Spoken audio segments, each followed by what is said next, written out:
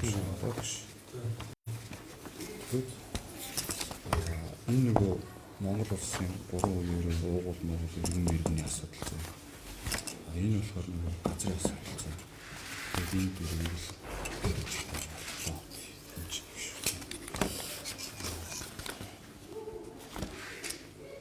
энэ нөгөө намын бүртгэхийн юм дөрөв удаа үүсэн нэг бол таалагдахгүй. Нэг харамж байх шаардлагатай. Нэг дэлгэрүүлж ирсэн. Өөр юм байна уу? Өөр юм байна. Тараа зөвхөн намыг дөрөв удаа буцаасан юм юм. 4 метр.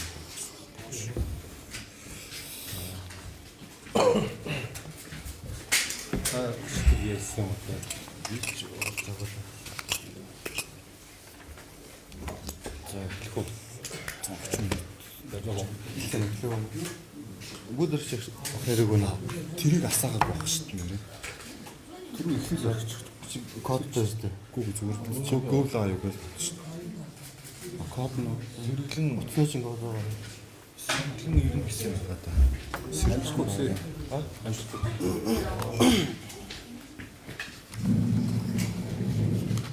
За эхлүүлж тэгээд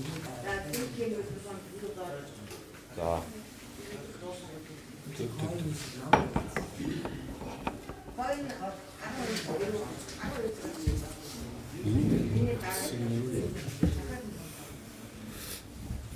цаг нь болчих шүү. Арай 2 минут тоо. Өөр бичгээр юу вэ? Эхлээд хэрэгслээ яриа заа. Тэр хаамс үлнэ шүү дээ. Эцэг юм заа. Өнөө өөр бичих юм шүү. Тэг. За эхэлчихв. За. Коммент юу вэ? Эхлээд юм. Шалтгаанаа хэлээ. За өнөөдөр хүрэлцэн ирсэн сэтгүүлч та бүхний энэ өдрийн амаараа амгалан айлтгая. За тэгээд бидний нөхөд Монгол улсын их хурлын дарга Монгол улсын ерөнхийлөгч Монгол улсын ерөнхий сайдад өргөх бичиг гаргаж байнаа. Тэгээд энэ өргөх бичгийн агуулга нь бол одоогийн тогтолцооны өөрчлөлтийн асуудал үндсэн хуулийн нэмэлт өөрчлөлт шинжилгээ хариулсан загвартай холбоотой. За тэгээд бид энэ өргөн барьж байгаа бичгээ уншаад танилцуулчих. Монгол улсын их хурлын дарга Гомжовын Зандан шидар танаа өргөх бичиг өргөн барих нь төрийн эрхийг ард иргэдэд бүрэн шилжүүлэх, төрийн тогтолцооны өөрчлөлтийг санаачилж, үндсэн хуулиар баталгаажуулах түүхэн үйл хэргийг гардан эхлүүлж, нийт ард түмнээр хилэлцүүлж буй танд болон танаа намын журмын нөхдөд улсын эрх ашиг тусгаар тогтнолын намыг байгуулж буй санаачлагч, үүсгэн байгуулагчдаас халуун талархал гүн хүндэтгэлийг илэрхийлье. Улсын эрх ашиг тусгаар тогтнолын намыг үүсгэн байгуулахаар ажиллаж буй бидний нөхөд төрийн эрхийг ард иргэдэд бүрэн шилжүүлэх, тогтолцооны өөрчлөлтийг зорж авах энэ цаг үед манай улсын ууган улс төрийн хүчин Монгол ардын намаас манлайлан эхлүүлж байгаа нь нийт ард иргэдийн амьдралын үнд цаг хугацаа хүчийг хэмнэж улс нийгмээр хөгжлийн зам дээр хурдтайгаар гарч ирэх түүхэн боломж боллоо. Манай улс бүх цаг үеийн түүхэндээ төрийн эрхийг ард иргэдэд шилжүүлсэн, үндсэн хуулийг боловсруулж баталсан түүх байхгүй хэдий ч улс нийгмийг хөгжүүлэхэд анхаарч буй нам улс төрийн хүчнүүд шинээр байгуулагдахаар хичээж буй намуудад олон тооны төсөл судалгаа мэдлэг чадвар байдгийг анхаарах шаардлагатай байна. Төрийн эрх ард иргэдэд бүрэн шилжих, үндсэн хуулинд зайлшгүй тусгагдах 5 үндсэн зарчим байдаг. Нэгдүгээрт ард иргэдийн санаачилсан хууль хэний ч шүүлтүүр ямар ч саадгүйгээр хилцэгдэж батлагдах ёстой. Хоёрдугаарт ард иргэд парламентаас батлан гаргасан ямар ч хуулиас татгалздаг, цуцалдаг байх ёстой. Гуравдугаарт төрийн өндөр албан тушаалтнуудыг томилох эрх нь ард иргэд төрийн эрхийг хэрэгжүүлэх механизм болсон нам бус гишүүдийн танхимд хадгалагдах ёстой. Дөрөвдүгээр төрийн өндөр албан тушаалтнуудыг огцруулах, шүүхэж шилжүүлэх, улс төрийн хариуцлага тооцох эрх нь ард иргэд төрийн эрхийг хэрэгжүүлэх механизм болсон нам бус гишүүдийн танхимд хадгалагдах ёстой. 5-дугаарт дээрх үндсэн дөрвөн зарчмыг хадгалсан заалтуудыг болон үндсэн хуулийг өөрчлөх, шинжлэх эрх нь ард түмний гарт үүрд байх ёстой. Бидний зүгээс Монгол Ардын намаас бэлтгэж одоо хэлцэгдэж буй 5 бүлэг 62 заалт бүхий үндсэн хуулийн төслийг бүрэн уншиж танилцахад төрийн эрхийг ард иргэдэд шилжүүлээгүй тогтолцооны өөрчлөлт хийгдэг байна. Зөвхөн 5 заалтыг жишээ болговол 1-р жишээ 3-р бүлгийн 30-р зүйлийн 3-т 10,000 болон түүнээс дэш тооны иргэд хууль санаачлах хэрэгтэй болж Швейцарын үндсэн хуульд төстэй болж байгаа боловч тус хуулийн төслийг төрийн байгууллагууд нь дундаас нь дүгнээд хуулийг хилэлцэх батлах процесс руу оруулалгүй шууд буцаадаг, саад болдог. Ард иргэдээс төрүүлж шийдвэрлэдэг байхаар бичигдсэн байна. 2-р жишээ 3-р бүлгийн 30-р зүйлийн 12-т нам бус иргэдийн танхим болох улсын их хурал нь намуудын төлөөллийн танхим болох улсын баг хурлын боловсруулалтыг хилцэж байгаа батлаад өргөн барьсан хуулийг сойрхон батлаж өгөөгүй тохиолдолд улсын баг хурал нь өөрөө дотооддоо дахин хилэлцээд иргэдийн танхимын хоргийг нь үл хэрэгсэн шууд батлагдсан тооцох олон нийт ард иргэдэд тулгах боломжтойгоор бичигдсэн байна. 3-р жишээ 3-р бүлгийн 23-р зүйлийн 4, 3-р бүлгийн 32-р зүйлийн 3-т ерөнхийлөгч нь улсын их хурал, улсын баг хурлын тус бүр 9 гишүүдээс бүрдсэн хамтарсан бүрэлдэхүүний ердийн олон хор томилогдож байгаа болон ерөнхийлөгч өөрөө улсын их хурал буюу иргэдийн төлөөллийн хуралд 15 гишүүнийг томилдог нь энэ бүрэлдэхүүнд оролцох боломжтой байхаар мөн ерөнхий сайд намуудын төлөөллөөс бүрдэх улсын баг хурлаас ерөнхийлөгчийн нэр дэвшүүлснээр томилогдож байхаар бичигдсэн байна. 4-р жишээ 3-р бүлгийн 36-р зүйлийн 4 болон 5-т ерөнхийлөгчийг болон ерөнхий сайдыг огцруулах шийдвэрийг намуудын төлөөллийн танхим болох зөвхөн улсын баг хурлаар шийдвэрлэдэг байхаар бичигдсэн байна. 5-р жишээ 3-р бүлгийн 32-р зүйлийн 1-ийн 2, 5-р бүлгийн 61-р зүйлийн 2-3-т намуудын төлөөллийн танхим болох улсын баг хурал үндсэн хуулийн нэмэлт өөрчлөлтийг зөвшөөрөх татгах эрхийг өгсөн нь хэрэв үндсэн хууль ард иргэдийн эсрэг бичигдсэн тохиолдолд засварлах боломжгүй болж төгжигдөх намуудын шийдвэрийн доор улс үндэстэн дахин үлдэх боломжийг олгосон байдлаар бичигдсэн байна. Энэ мэтчилтэн төрийн эрхийг ард иргэдэд шилжүүлээгүй, тогтолцооны өөрчлөлт хийгдээгүй, төрийн эрхийг намд нууж үлдээсэн хэлбэр төдий заалтууд дүүрэн байх ба улс үндэстний халдшгүй үнд зүйл тусгаар тогтнол иргэний үүргийн заалтууд огт тусгагдаагүй байх тул бид хамтран ажиллах саналтай байна. Шинэ үндсэн хуулийн төсөлд хамтран ажиллах саналыг өргөн барьсан улсын эрх ашиг тусгаар тогтнолын намыг байгуулж буй үүсгэн байгуулагчдын төлөөлөл Г. Бачаргал, Г. Батөрж, М. Бүү Дарагчаа, Минд Амар, Инх Бүрэн гэсэн ийм бичгийг Монгол улсын улсын их хурлын дарга болон Монгол улсын ерөнхийлөгч, Монгол улсын ерөнхий сайдад тус бүр бид өнөөдөр энэ хурлын дараа өргөн барих нэ. За ингээд улсын эрх ашиг тусгаар тогтнолын намыг үүсгэн байгуулагчдын нэг Минд Амар мөн уриалгыг танилцуулнаа.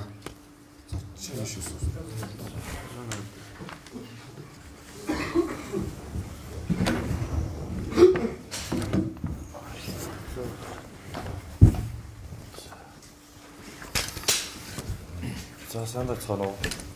Энд хүрэлцэн ирсэн сэтгүүлчтэй болон Монголын ард түмэнд энэ өдрийн эндийг яа.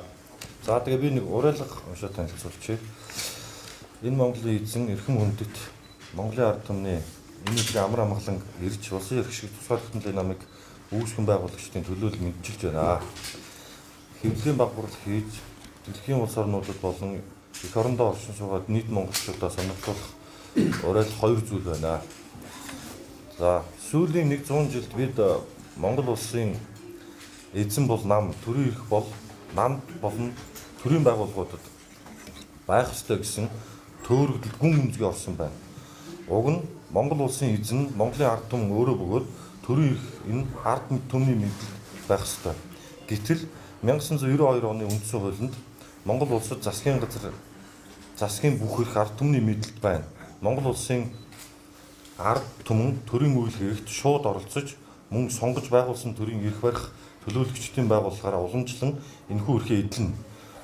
Монгол улсын их хурал болон төрийн эрх барих дээд байгууллага мөн бөгөөд хууль тогтоох эрх мэдлийг гагцхүү улсын их хурал хадгална гэж заасан боловч энэхүү улсын их хурал суух гишүүдийн зөвхөн намуудаас нэр дэвшүүлж олонх улсын намын гишүүдийн саналаар хууль батлагдаж альва шийдвэр гарч байдаг тул бодит байдал дээр улсын их хурлд олонх болж эрх барьж буй намд тодруулбал чухамдаа намын удирдлагын цөөн хүнд төрийн эрх мэдл хадгалагдж байдаг. Дэлхий дээр төрийн эрх буюу эзэн гартаа авсан улсууд байна. Төрийн мөн төрийн эрх намд байдаг тогтолцоотой улсууд бас байгаа. Монгол улсын хувьд бол сүүлийн 100 жил төрийн эрхийг намд бариулж ирсэн юм. Улсын эдийн засгийг бүхэлд нь харуул баялаг бүтээх үйлдвэрлэлтэй болох худалдаа арилжаа эрхэлсэн бэлэнчлэх хэрэглэгч өрөв үржүүлэгч улс болж өөрөв. Монголын амьдралын хэрэгцээг хангаж чадах цалин орлоготой ажлын байр ховорцсноос хүн амын аль эрчим чадалтай боловсролтой залуу зам насных нь эх орноосоо дайжиж ажиллах хүчний хомсдол үүсч улс орон эзүүрч байна. Төрийн эрхийг ард түмний мэдл жинхэнэ ёсоор нь шилжүүлж ард түмэн хяналттай төрийг бий болгох 1992 оны үндсэн хуулийн гажуудлыг засч улс орноо хөгжил дэвшлийн замд оруулах цор ганц зөв гарц мөн гэж бид үздэг. Тиймээс ард түмэндээ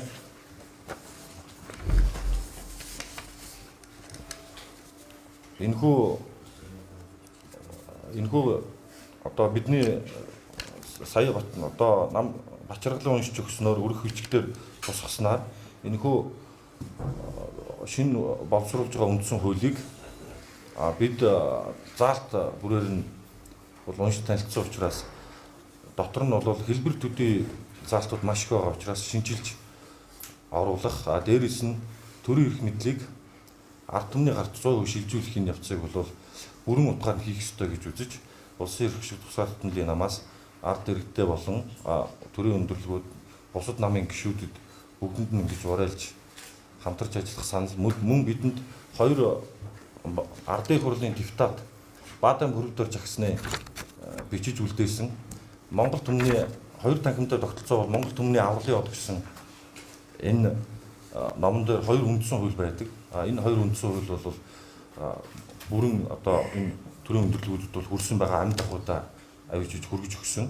Тэгээд энэ бол Монгол түмний авралын од юм 100% одоо ард иргэдэд бол байх ёстой гэсэн үднээс өнөөдрийн хэвлэлийн байгууллагыг хийж байна. За ингээд баярлалаа. Одоо чи юу вэ? За ингээд за чи нөгөө тэнцвэрт маань яасан бэ? За ингээд өнөөдөр мэдээж бидний хэсэг нөхөд ингээд 2020 оны өвлөөс эхлээд улсын эрх ашиг тусаар тогтнолын нам гэдгийг байгуулахаар ганцхан зорилготой байсан. Тэр зорилго нь бол одоо төрийн эрхийг ард түмэндээ шилжүүлэх, намаас салгах одоо ийм зорилготойгоор бид нэр 2-3 жил ажиллаж байна. Энэ хугацаанд бол дээш өгч 4 удаа хандсан байна. 4 удаа хандхад бол ер нь бол бүгдээр нь татгалцсан хариу авсан байдаг. За тэгээд энэ татгалцагтаад байгаа хариунуудын мэдээж шаардлагууд нь бол мэдээж жижиг сажиг одоо иргэдийн мэдээлэл зөрөх тиймэрхүү асуудлууд бол байсан. Тэгээд тэрийг бол бид нэр гэхдээ сүүлийн байдлаар бол одоо энэ гэхэд бол 2023 оны 1 сарын 24-ний өдөр энэ өргөдөл түнд тусарсан баримт бичгийг буцаах тухай гэсэн юм шийдвэр гарсан байдаг. Энэ ямар юм байдаг вэ гэхээр одоо улс төрийн намыг бүртгэх журмын 3-6 дээр шинэ нэм заалт орсон. Энэ бол 801 гишүүнээс одоо илүү ч өөрчлөхгүй, дутууч өөрчлөхгүй яг 801 байна гэсэн журам орсон. Бид нэр 1298 буюу 1300 хүний бичиг баримт хүргээд өгөхөөр 801-ийг аваад ирдэг. За тэгээд энэ нь яг юу илэрхийлээд байна гэхээр улс төрийн намын тухай хуулийн дээр бол энэ нь намын 801-гээс доошгүй гишүүний бүртгэл овог эцгийн болон өөрийн нэр иргэний бүртгэлийн дугаар олсон сугаар газрын хаяг гар үсэг гэсэн 801-ээс доошгүй гэсэн хуулийн заалтыг журмаар ингэж зөрчөөд өгдөг. Тэгэхээр энэ зүйлийг бол бид нар бас дээш шүүх маань эргэж хараасаа яг үнэ хэлэхэд бол энэ тогтолцооны гажуудал төрийн эрхийг намд барьсан 100 жилийн хугацаанд бол манай Монгол улс төр гэдгийг бол нам гэдгээр ойлгосон, төр гэдгийг төрийн байгууллага гэдгээр ойлгосон ийм байдал үүссэн.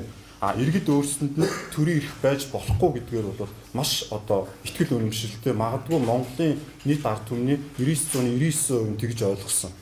Гэтэл маш их баялагтай, маш их одоо газрын дээрхт орох баялагын одоо боломжтой, газар нутгийн боломжтой, маш хүчрэх гүрнүүдийн одоо зэрэгцэж ойршсон байгаа энэ байрлал гэдэг бол өөр асар хүн цэнтэй. Гэтэл энэ дээр байгаа цөөн тооны одоо хүн ам цөөтэй улсын хувьд бол аль болох төрийн эрх нь ард түмэндээ байж ах ёстой байдаг. Яг энэний нэг жишээ бол Швейцарын холбооны улс байгаа. Швейцарын холбооны улс нь бол төрийн эрх нь ард иргэдийнхэн эрх мэдэлд бол бүрэн байж идэг төрийн эрх нь. Тэгэхээр зэрэг бид нар яг энэ хэлбэрээр төрийн эрхийг шилжүүлэхийн тулд нам байгуулах процесс маань 4 удаа бол буцаад байгаа. Гэхдээ бидний хувьд бол одоо энэ бүхнийг бол шийдвэрлэхэд тийм цаг хугацаа байна. Дараачтай энэ үргэлжлэх болно. Яг ихний ээлжинд бол төрийн эрхийг барьж байгаа ардын намын хувьд тийм ээ. Одоо та бүхэн сонсч чинь төрийн эрх баригч нам гэдэг одоо бүр ингээд нэршил тогтцсон байгаа. Төрийн эрх баригч намдаа бид нэр гаргаж ирсэн одоо энд одоо юу нэ бүгд найрамдах Монгол улсын үндсэн хуулийн төсөл ингээ байж байна. Энд бол одоо маш л олон заалт байна. Хэлбэрийн хувьд бол бүх зүйлийг төрийн эрхийг ард түмэнд өгөх гэж байгаа юм шиг ерөөсөө зөвхөн хоёр танхим л болсон байна л да. Тэгэхээр хоёр танхим болчоод яг үндсэн агуулга нь төрийн эрхийг шилжүүлсэн төр зүйлүүд нь бол үнэхээр байхгүй гэсэн ийм байдлаар бид нар харлаа. Тэгэхээр энэ маань өөрөө дэлхийн нийтээр нууц тийм заавал хуулийн боловсролтой маш өндөр мэдлэг чадвартай хүн ойлгодог хэмжээнд биш. Энэ маань дэлхийд ил байдаг ийм зүйлийг бид нэр одоо иргэдээс нуух хэрэггүй болсон юм аа. Дээрээс нь хамгийн одоо за энэ дундаас одоо хоёрхан заалтыг би танарт хэлье. За жишээ нь энд ингээд Монгол улсын уугуул иргэн буюу 3 үеэр Монгол улсын харьяалт байгаагаас бусад иргэн давхар харьяалтай байж үл болно гэж заалт орж байгаа. Энэ болохоор Монгол улсын уугуул иргэнээс өөр гадаадын иргэн давхар харьяалтай байж болохгүй гэдэг үгээр байгаа. Тэгэхээр зэрэг Монгол хүн өөрөө давхар харьяалтай өөр улсын иргэн байж болж байгаа. Тэгэхээр энэний цаана мэдээж Америкийн иргэн Монголын иргэн байх бол сайхан л баг тийм ээ. Гэхдээ гадаадын иргэн хүн Монгол улсын төрийн бүх шатанд нь ажиллах, төрийн өндөр албан тушаалд ажиллах боломж нь нэгдэнэ. Өөрөөр хэлбэл энэ улсыг гадаадын иргэн албан ёсоор удирдах боломж нь нэгдэнэ. Нэгдүгээр асуудал тийм ээ. Хоёрдугаар асуудал бол энэ дээр дахиад газрын асуудал явж байна. За энд ингэж бичсэн байна. Бэлчээр нийтийн эдэлбэрийн ба улсын тусгай хэрэгцээнийхээс бусад газрыг зөвхөн Монгол улсын иргэнд өмчлүүлж болно. Энэ нь байгалийн баялаг, газрын хэвлэлийг өмчлөхөд хамаарахгүй.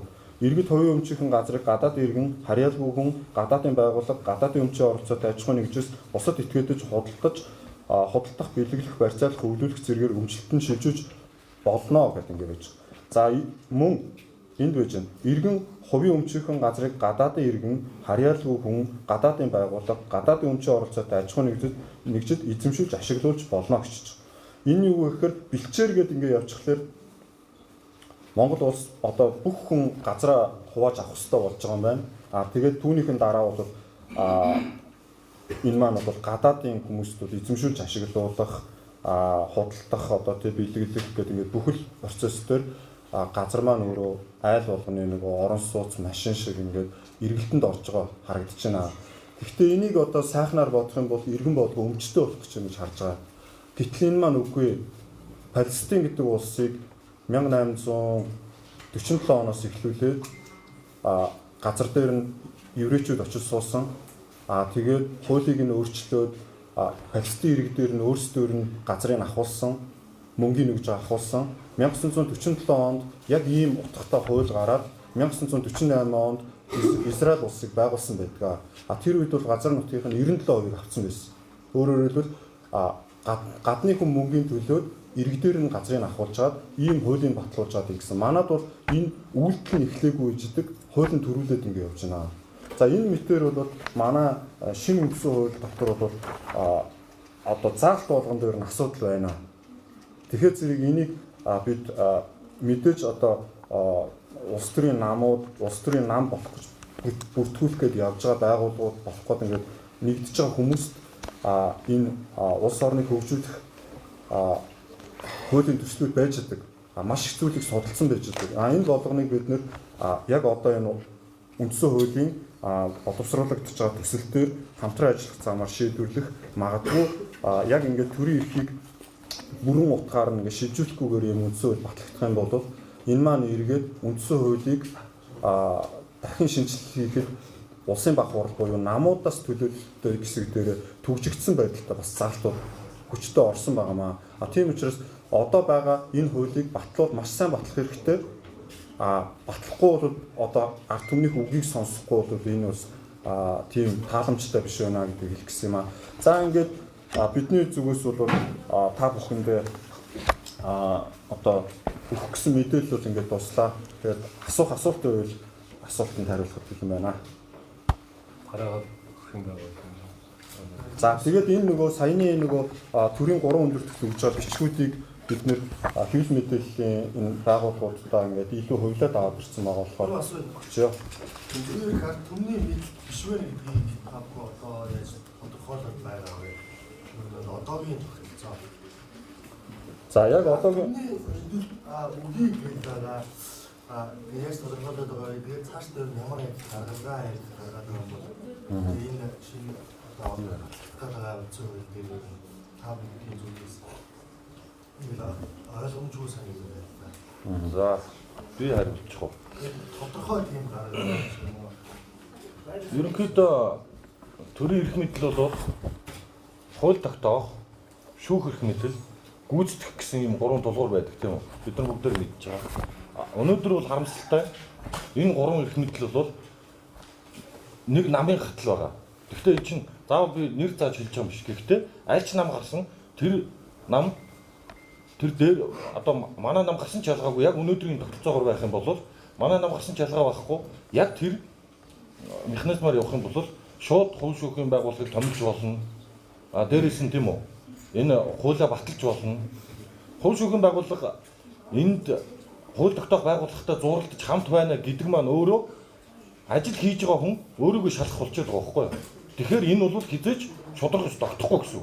Ард түмний мэдлэлт байна гэдэг чинь энэ шүүхийн байгууллага тусдаа ард иргэд өөрсдөө мэдж томилдог, буцаага татдаг ийм л байх хэрэгтэй байхгүй юу? Тэгэхээр энэ бол өөрөө тусна гаргаж байгаа. Одоо бидний төсөл дээр бол баада бүрүүдээр жигснээ төсөл дээр бол 2 танхим бий болгож байгаа байхгүй юу? Тэн дээр чинь нэг нь ард иргэд бол 800 хэдэн төлөөлөгч байна. Тэр нь байнгын ажиллах биш, шаардлагатай үед хуралддаг. Шүүх байгууллагыг томилдог, чөлөөлдөг байдаг юм уу? Гэх мэтлэнгээр энийг бол ямар ч байсан энэ хууль тогтоох байгууллага засгийн газраас энэ бол өөрөө тусдаа байх ёстой гэж хэлж байна. За би бас нэг нэмэлт оруулчих гэж бодож байна. За дэлхийд дээр төрийн тогтолцоо гэдэг зүйл чинь 3 төрлөх байгаа. Хаан төрийн эрхийг авсан байдаг. Нам төрийн эрхийг авсан байдаг. Ард түмэн төрийн эрхийг авсан байдаг. Тэгэхээр зэрэг манай Монгол улс бол хаанаар нь байж үтсэн, намаар нь байж 100 жил явж үзлээ. Тэгээд эцсийн дүндээ бол энэ альва улсын эзэн гэж ярих юм бол та нарын бодлоор ард түмэн нь бах уу, нам бах уу тийм ээ? Нам гэдэг чинь маш цөөхөн хүний нэгдэл шүү дээ. Намын мэдлэлт байгаад байна уу, ард түмний мэдлэлт байгаад байна уу? Манай Монгол улсын үндсэн хуулийн дээр ч байгаа, улсын хурлын тухай хуулийн дээр ч байгаа. Олон хулсан, парламентт олон хулсан нам хуулийг санаачлаад, батлаад хэлэлцээд явцдаг. Тэгэхээр зэрэг өөрөөр тэр бүх ард түмнийг тэр хуулиар удирдах байгаа. Тэгэхээр тэр олон хулсан нам, олон хул чадаагүй суудл авсан нам гэж байгаа байхгүй. 75 бие даагч байлаа. 76 дахь нь нэг намаас орлоо. Тэр суудл авсан учраас 75 бие даагч тэнд юу ч биш. Ийм хуультай байхгүй 1992 оны үндсэлээр. Тэгэхээр бид нэр энэ улсын эзэн нь хинбэ гэдгийг л харах хэрэгтэй. Ард иргэд юм уу, нам юм уу? Тэгээд мэдээж 100 жил бид нар өөрсдөө энэ орчинд явцсан учраас намд төрийн эрх байх ёстой гэж бодож магад. Төрийн эрх гэдэг чинь эцсийн дүндээ хуулийг санаачлах, хуулийг цуцлах энэ эрх шүү дээ. Хуулийг санаачлна. Хуулиар чинь тэр шүүхийг удирдах байгаа. Хуулиар ард түмнийг удирдах байгаа. Хуулиар тэр улсад байж байгаа бүх зүйлийг удирдах байгаа шүү. Тэр хуулийг санаачлна гэдэг чинь ард түмний гарт байх ёстой. Тэгээд манай Монгол улс энэ чиглэл рүү одоо яваад эхэлсэн. 1880-ад оны үед Швейцар улс энэ чинь аль хэдийн баталсан. Төвийг сахисан улс болоод үлдсэн. Бүх эрх нь Швейцарын ард түмний гарт байдаг. Энэ нь өөр үндсэн хуультай байдаг. Үндсэн хуулиа өөрсдөө өөрчлөх хэрэгтэй ард түмэн дахиад нийтийн санал асуулгаар шийднэгээ төгсчихсөн байдаг байхгүй. За ингээд дараачийн өөр асуудал байна.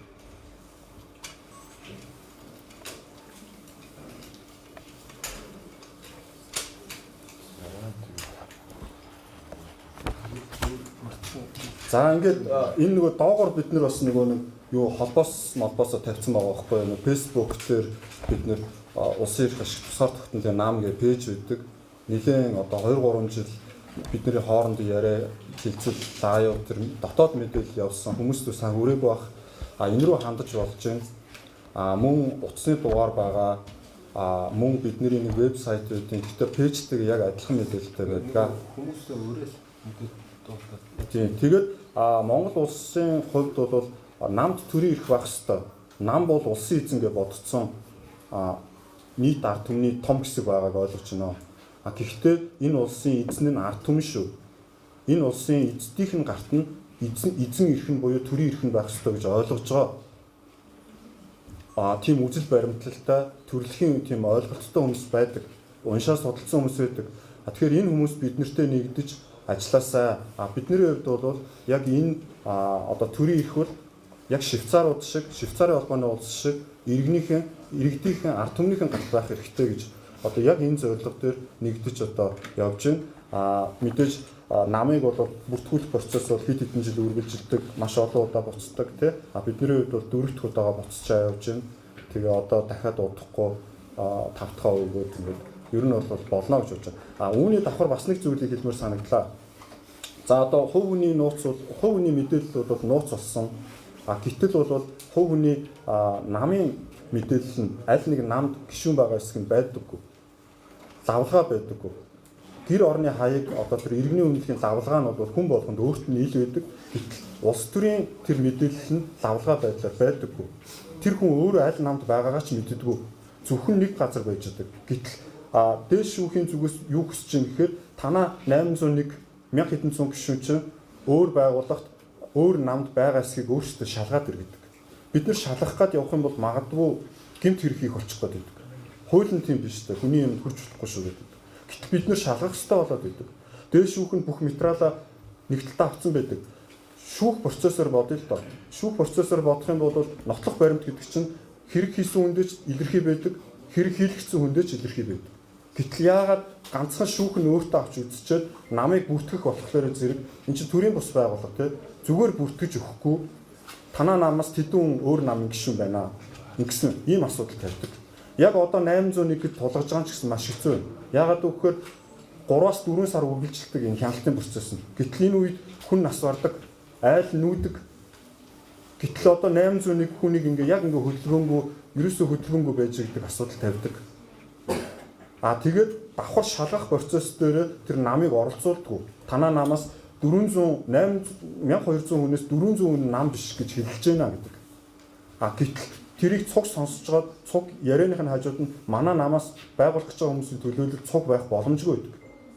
Энэ маань өөрөө Монгол улс шудраг бус гэдэг зүйлийг үнэхээр сайн хийж чадчихна. Тэгэхээр одоо цаашдаа Монгол улсын ирээдүй бол маш бүрхэг байна. Ингээд газар нутагч нь ингээд одоо гадаад улсын харьяалтай хүн ч улс орныг удирдах болдог, дунд нь амьдарч ээж болдог. Иргэн болох юм бол бүх юмнаас нь өмчлөлцөө явчихдаг. Иргэн биш байсан ч гэсэндээ гаднаас ирээд бүх юмнаас нь авалцчих болдог. Ийм нийгмийг бид нар байгуулах гэж байгаа юм байна. Ийм учраас бид нар яг бидний үндсэн санал бол нам бол маш цөөнх. Гэтэл ард түмнийг бол маш олон жил хар мас гэж хэлсэн. Юм чадахгүй, мэдэхгүй, мөнгөгүй, төгрөггүй, юм сурдаггүй, ойлгодоггүй хүмүүс гэж хэлсээр ирсэн. Энд ард түмэн бас итгэцэн. Төрийн эрх гэдэг чинь ард түмэнд байх ёстой. Гэтэл төрийн яамдуудыг төр гэд ойлгоцсон. Төрийн яам дотор ажиллаж байгаа ард түмнээс цалин авдаг хүмүүс өөрсдөө төрчин байна гэдээ ойлгоцсон. Ард түмнээ дарамтлаа байж идэг. Тэгэхээр зэрэг энэ нөхцөл байдал хизээ яаж сайжрах уу гэвэл би түрүү хэлсэн те дөрвөн зарчмаар сайжрна. Хуулийг ард түмэн өөрөө санаачилж болно. дуртай хуулиар санаачлах хэрэгтэй. Тэгтэл яг энэ хуулийн дээр орсон байна. Гэхдээ дундуур нь засгийн газар өөр бус хүний эрхийн комиссэднэр нь дүгнээд та нарын санаачилсан хууль юу ч биш байна гэж буцаагаад байгаа байхгүй. Энд чинь хүний эрхийг нөгөө ард түмний хүндэтгэхгүй өөрөөр нь татварын мөнгөөрөө цалингийн нэгж жоод хууль бичүүлэх гэсэн чинь таны санаачилж байгаа хууль биш байна гэж хэлж шүү дээ. Ард түмэн чинь өөрөө ийм нөхцөл байдалд ороод шүү дээ. За ийм байдлаар бид нэр өөрсдөө за дээрэс нь хуулиас татгалзах гэдэг нэг асуудал. Энэ бол маш том асуудал шүү. Хоёр танхимын нэг танхим нь нам бус хүмүүс байж ах хэвээр. Тухайн улсын 99.99% нь нам бус байх хэвээр шүү. Нам гэдэг чинь 10-20 хүн байх боломжтой Америкийн нэгдсэн улс шиг тийм ээ. Гэтэл нам бус танхим намын төлөөлөлтөй хоёр танхим нийлээд нэг хуулийг баталж болно. Бие биенийг хянаж. Гэтэл ард түмнээс урваад энэ хоёр танхим хоёулаа ард түмний газраар хэвтүүлэх хуулийг баталж чадна шүү дээ. Тэгвэл тэр тохиолдолд чинь тоо хоёрын хоёр танхимын саналаар би явж чадахгүй гэдэг тийм хуулиас татгалзах эрх нь ард түмэнд өөрт нь дахиад байж байгаа хэвээр. Энэ байдлаар Монголын ард түмэн бол хууль санаачлах, хуулийг цуцлах тэгээд дээрэс нь төрийн өндөрлгүүдийг ерөнхийлөгчийг томилдог байх хэрэгтэй. Шууд тэрийг унгаадаг байх хэрэгтэй. Тэн дунд нь яг одоогийн байгаа хуулиар улсын баг хурал нь тэр хүмүүсийг ерөнхий сайд ерөнхийлөгчийг санал оруулж ирэх юм гинэ. Санал нь орж ирэхгүй тэр хүмүүс нь дахиад тэр улсын баг хурлын цаана хулгайгаа хийгээд байж ах уу. Дахиад ард түмнээ дооглоод байж ах уу. Ийм асуудал болж байгаамаа. Тийм учраас бид энэ үндсэн хууль бол хэлбэрийн төдий байна. Үндсэн хуулийн төсөл. Тэг төсөл шүү дээ. Төсөл. Тэгэхээр бидний хувийн зүгээс бол энэ төслийг бол яг энэ чигээр ингээ яваа батлагдсан бол энэ бол 92 оны үндсэн хуулиас бүр аюултай хууль болж байна. Гэхдээ бас талархууштай тал нь ард түмэндээ төрийн эрхийг өгж байгаа хэлбэр бас харагдаж байна. Тэр танхимыг оруулж ирж байна. Гэхдээ тэр танхимд юу ч өгөөгүй байна. Ерөөсөө эрхийг өгөөгүй байна. Хэлбэр төдий байна. Тэг. За ийм байна. Үндсэн таавханд маш их баярлалаа. За өнөөдөр хэлсэн баг хурлаа өндөрлж байна. Тэг.